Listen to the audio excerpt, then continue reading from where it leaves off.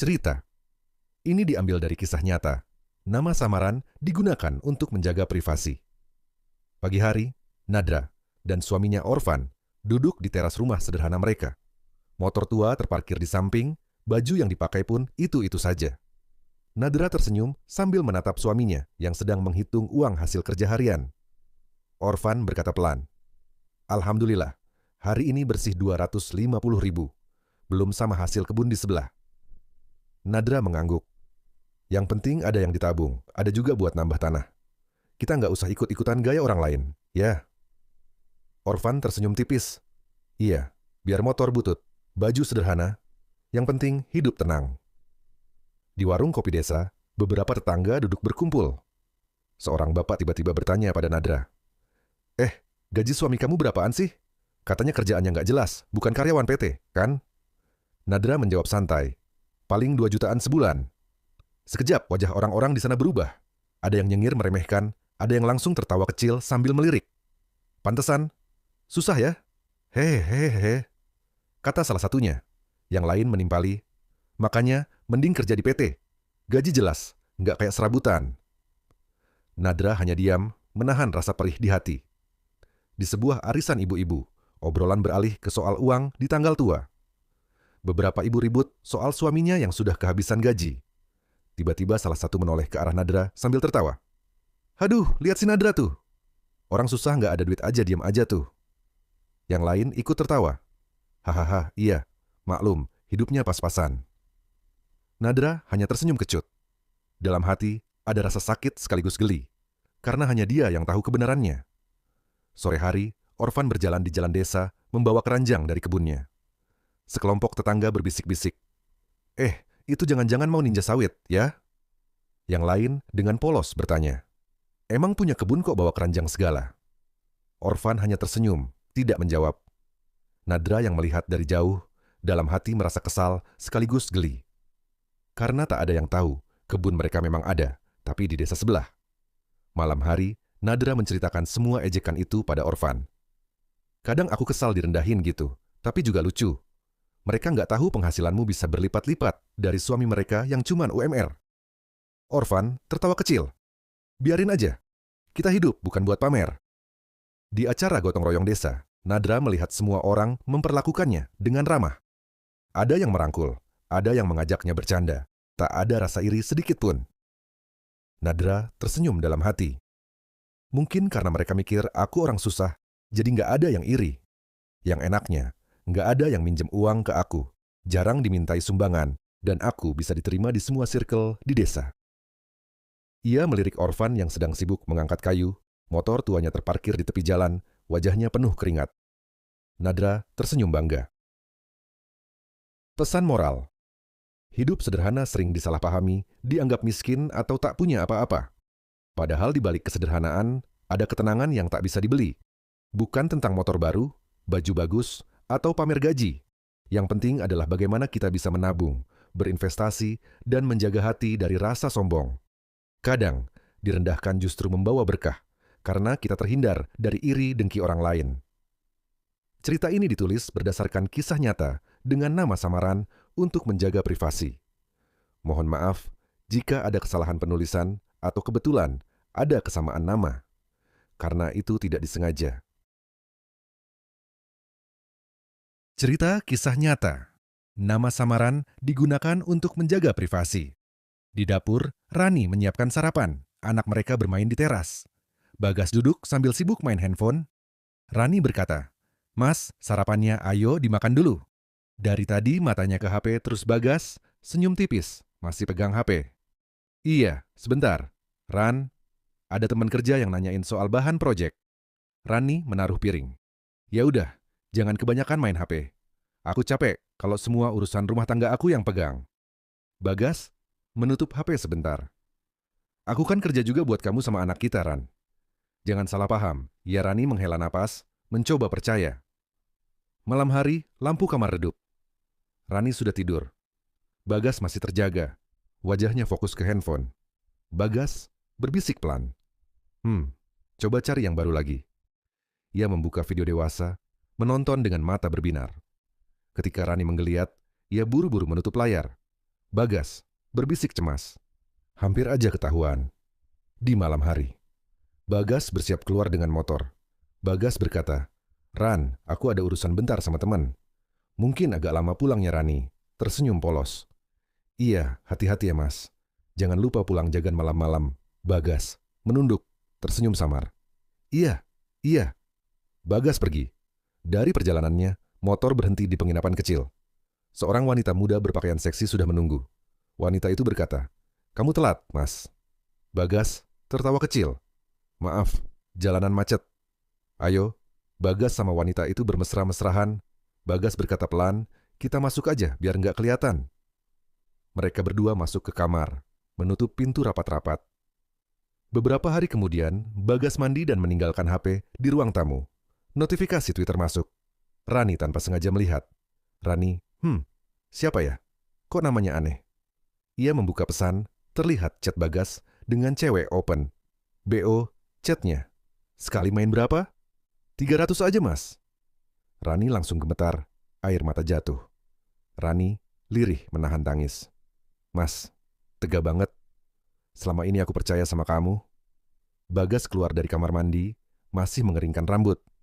Rani menatapnya tajam sambil memegang handphone.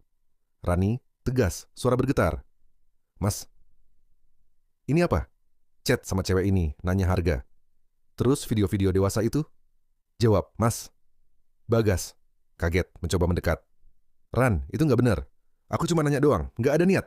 Aku cuma lihat-lihat, sumpah." Rani menangis. "Cuma lihat? Cuma nanya? Mas pikir aku nggak sakit hati? Aku istrimu, mas. Aku udah 3 kali di beginian. Sampai kapan aku harus kuat?" Bagas bingung, menunduk. "Aku khilaf, Ran. Aku janji berubah." Rani menarik napas dalam, berusaha tegar. "Mas, aku bertahan karena anak. Tapi kalau aku dapat lagi kayak gini, aku nggak segan gugat cerai. Aku udah capek. Aku trauma." Bagas terdiam. Wajahnya penuh rasa bersalah. Rani menangis sambil memeluk anaknya yang tiba-tiba masuk. Bingung melihat orang tuanya bertengkar. Pesan moral. Kejujuran dan kesetiaan adalah harga mati dalam pernikahan. Sekali berkhianat, kepercayaan akan hancur dan luka itu sulit sembuh. Jangan pernah menyakiti hati pasangan yang setia, karena rumah tangga bukan sekadar status, tapi janji yang harus dijaga. Cerita ini ditulis berdasarkan kisah nyata dengan nama samaran untuk menjaga privasi. Mohon maaf jika ada kesalahan penulisan atau kebetulan ada kesamaan nama maupun adegan dalam video. Hal itu tidak disengaja. Agar saya semangat mencari kisah-kisah orang, maka tekan tombol subscribe, like, konsahre, dan komentar ya. Cerita ini diangkat dari kisah nyata. Nama dan tempat telah disamarkan untuk menjaga privasi. Seorang gadis duduk di kafe kecil, canggung. Lalu datang seorang laki-laki membawa 2 minuman. Mereka saling tersenyum malu-malu. Namanya Rini. Usianya 25 tahun. Dan laki-laki itu, Dika. Pertemuan mereka tidak direncanakan. Hanya kenalan dari teman. Tapi dari satu senyuman, segalanya berubah. Kadang, cinta datang tanpa aba-aba. Tapi saat ia datang, kamu tahu, itu bukan kebetulan. Duduk di kafe, Rini minum es teh manis. Dika memperhatikan Rini diam-diam, tersenyum obrolan ringan, tawa kecil. Setelah hari itu, mereka sering bertemu. Naik motor sore-sore, cari makan di warung kaki 5. Ngobrolin hal-hal kecil yang terasa penting. Rini suka es teh manis. Dika suka lihat Rini senyum waktu minum itu.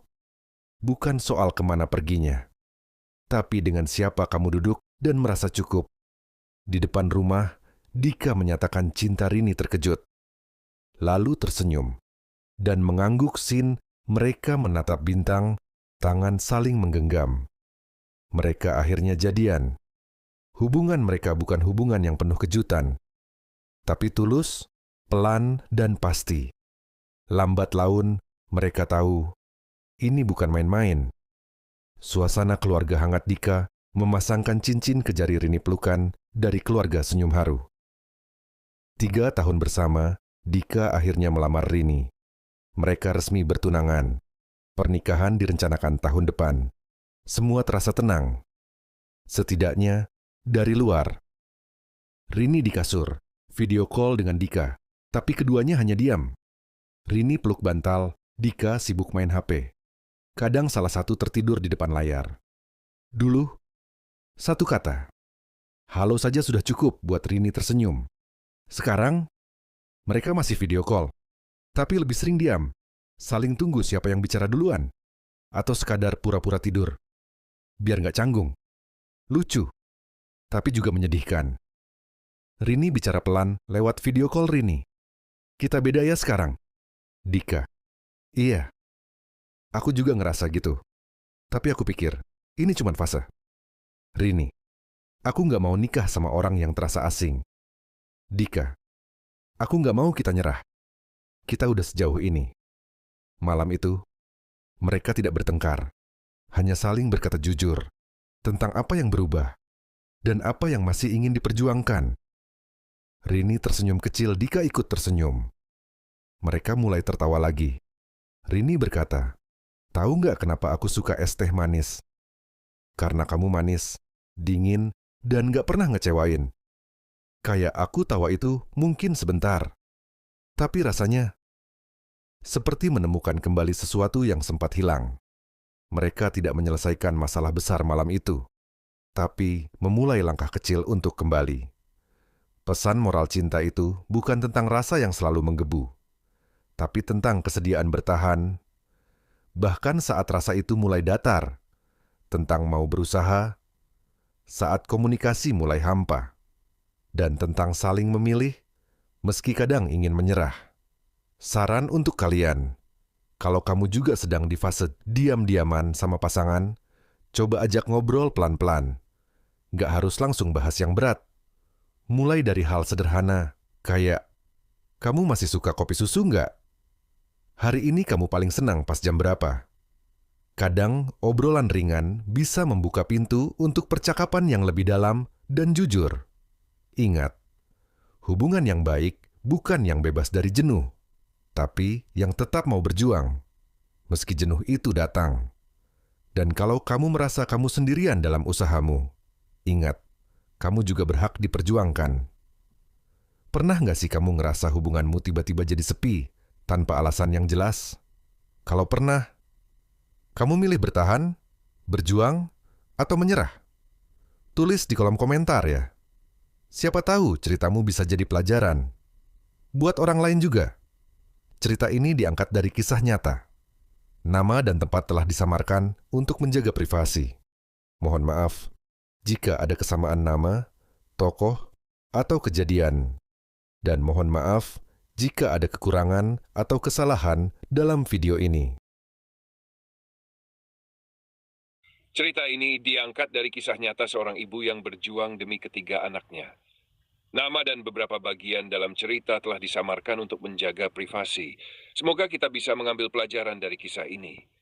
Sebut saja namanya Lela, seorang perempuan, ibu dari 3 anak yang setiap hari bekerja di sebuah toko kecil. Gajinya hanya 3 juta rupiah per bulan dan harus dibagi untuk banyak kebutuhan. 1.200.000 rupiah untuk membayar kontrakan, 300.000 untuk biaya transportasi, 500.000 untuk cicilan sepeda listrik milik suaminya. Meski sepeda itu sudah rusak dan dikembalikan ke toko, cicilannya tetap harus dibayar. 500.000 untuk membeli beras, lauk, dan bumbu dapur. 200.000 untuk melunasi utang suami. Dan sisanya hanya 300.000 rupiah untuk jajan anak-anak. Tidak ada sisa untuk dirinya sendiri, namun ia tetap bertahan demi anak-anaknya.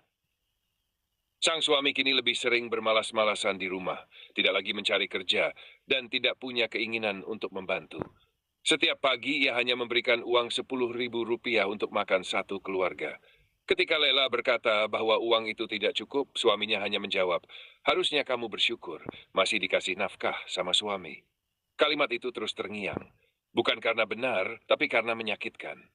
Suatu hari toko tempat Lela bekerja tutup sementara. Sudah 1 bulan berlalu dan belum ada kepastian kapan akan buka kembali. Itu berarti tidak ada penghasilan. Namun hidup tetap berjalan. Anak-anak tetap butuh makan. Uang 10.000 per hari harus cukup untuk 4 orang. Lela mulai mengurangi porsi makannya sendiri, bahkan sering pura-pura kenyang agar anak-anak tidak merasa bersalah. Tapi anak-anak tahu, mereka bisa melihat ibunya semakin kurus dan semakin lelah. Malam-malam dilewati dengan air mata yang ditahan. Kadang terlintas di benaknya, mungkin lebih baik jika semua ini berakhir. Namun pikiran itu langsung buyar ketika terdengar suara anak bungsunya dari luar kamar mandi. Bu, aku lapar. Seketika kesadaran kembali. Bukan saatnya menyerah. Karena jika ia pergi, siapa yang akan menjaga mereka? Lela tidak cocok dengan alat kontrasepsi apapun. Ia tidak punya keluarga tempat bersandar. Dan satu-satunya orang dewasa di rumah justru menjadi beban, bukan teman sejalan. Namun meski sendiri, ia masih berdiri. Bukan karena kuat, tapi karena tidak ada pilihan lain. Karena dalam keheningan, ia tahu anak-anaknya masih membutuhkan ibu mereka. Pesan moral. Di luar sana banyak ibu seperti Lela. Mereka jarang mengeluh, tapi diam-diam menanggung beban yang luar biasa. Mereka mungkin tidak meminta apa-apa, tapi mereka butuh dipahami. Kisah ini bukan untuk menghakimi, melainkan untuk membuka mata. Bahwa seorang ibu bukan hanya bekerja di dapur atau mengurus rumah, tapi ia juga memikul dunia di pundaknya. Hargailah istri, hargailah ibu. Jangan tunggu sampai mereka benar-benar lelah, baru kita peduli. Terima kasih telah menyimak kisah ini sampai akhir. Mohon maaf jika terdapat kekurangan dalam gambar, video, atau narasi. Semoga kisah ini bisa menjadi pengingat untuk kita semua, agar lebih bersyukur dan lebih peduli terhadap orang-orang di sekitar kita. Sampai jumpa di cerita selanjutnya. Cerita ini diambil dari kisah nyata, nama samaran digunakan untuk menjaga privasi. Pagi itu, suasana dapur terasa hangat dengan aroma masakan. Lirva, seorang ibu yang sedang hamil anak ketiga, sibuk mengaduk masakan di dapur. Suaminya, Zaren, baru saja masuk kamar mandi. Dari dalam, Zaren berteriak, "Gunting di mana?" Lirva menjawab sambil tetap fokus ke masakannya. "Cari di situ." Karena tidak ketemu, wajah Zaren keluar dengan raut marah, menahan jengkel. Lirva memilih diam dan tetap lanjut masak. Tiba-tiba, anak mereka yang berusia 6 tahun berlari kecil, wajahnya panik. "Mama, aku kebelet BAB," katanya. Anak itu ingin masuk kamar mandi, tapi Zaren malah marah. Ia keluar kamar mandi tanpa sempat cuci muka dan sikat gigi. Saat Lirva akhirnya menemukan gunting, ia berikan pada suaminya. Tapi respon Zaren dingin. "Nggak mau," katanya, lalu menendang mainan anaknya. Lirva hanya diam. Setelah anak mereka selesai BAB, Zaren masih melanjutkan amarahnya. "Anak itu pura-pura BAB," katanya sambil mendengus. Lirva yang sudah jengkel karena ocehan terus-menerus akhirnya berkata, "Sudah, berangkat kerja saja." Ucapan itu membuat Zaren makin tersulut. "Enak banget udah dikasih duit, gua nggak dikasih makan," katanya lantang, menyinggung sarapan yang belum tersaji seperti biasanya. Tak berhenti di situ, ia melanjutkan, "Nanti malam tidur di rumah mama." Lirva merasa terusir. Ia membalas dengan nada kesal, "Ngapain ngusir kalau lu mau pergi? Ya lu pergi aja." Zaren semakin keras. "Kalau tahu diri, nanti malam nggak usah tidur di sini." Hati Lirva yang sudah capek akhirnya pecah. "Sekalian saja ceraikan, ngapain ngusir-ngusir?" Zaren menatap tajam lalu berkata, "Ya udah iya, gue ceraiin lo ya." Dengan napas berat, Lirva menjawab, "Ya udah." Suaminya masih menuduh, "Lu yang mau ya?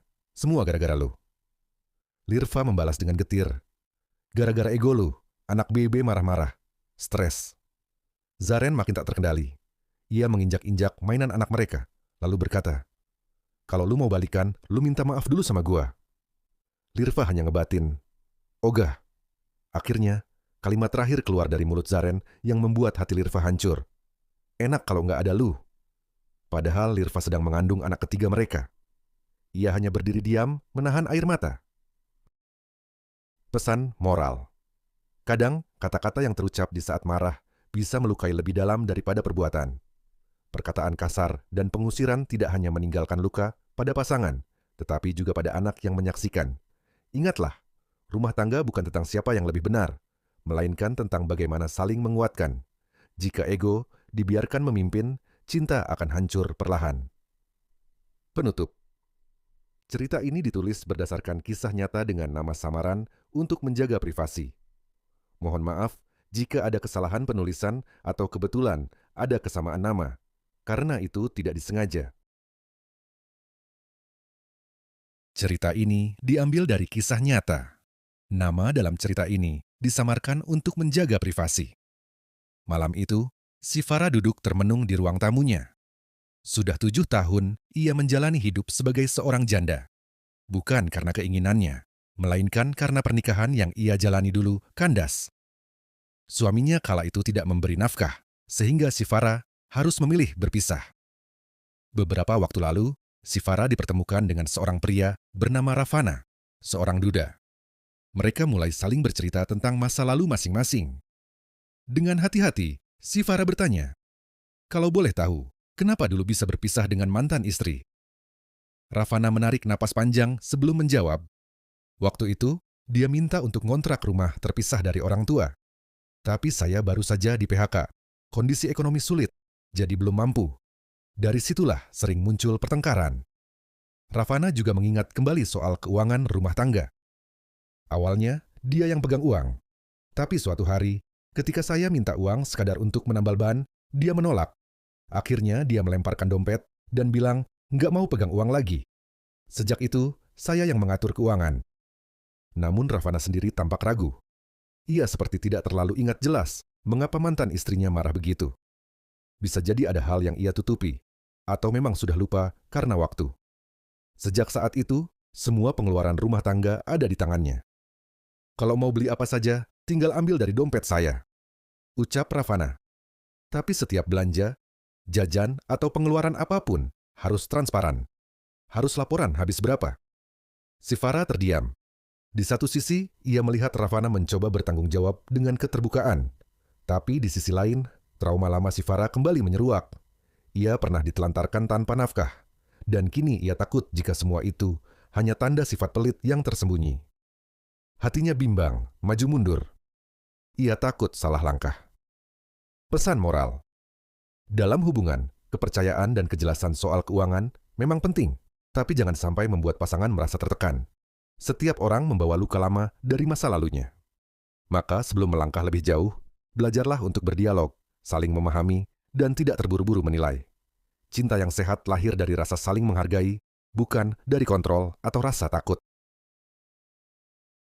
Penutup. Cerita ini ditulis berdasarkan kisah nyata dengan menggunakan nama samaran yang tidak ada hubungannya dengan nama asli manusia demi menjaga privasi.